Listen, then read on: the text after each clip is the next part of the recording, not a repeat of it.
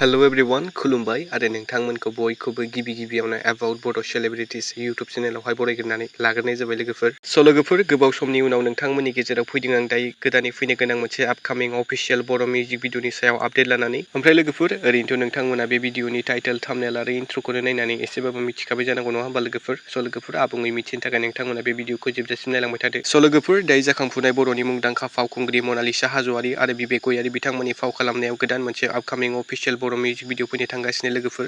लोगोफोर मनालिसा हाज'वारी आरो बिबेक गयारी बिथांमोननि फाव खालामनायाव फैनो गोनां बे आपकामिं अफिशियेल बर' मिउजिक भिडिअनि मुं एबा टाइटेलानो जाहैबाय अननाय नोंनि। ओमफ्राय लोगोफोर बे गोदानै फैनो गोनां आपकामिं अफिशियेल बर' मिउजिक भिडिअखौ जोङो बबे प्रडाक्शन एबा इउटुब चेनेलावहाय नुनो मोनगोन होनोब्ला लोगोफोर मनालिसा हाज'वारी आरो बिबेक गयारी बिथांमोननि फाव खालामनायाव फैनो गोनां बे आपकामिं अफिशियेल बर' मिउजिक भिडिअखौ जों नुनो मोनगोन लेहेर फिल्म प्रडाक्शन इउटुब चेनेलनि आन्दारावहाय लोगोफोर।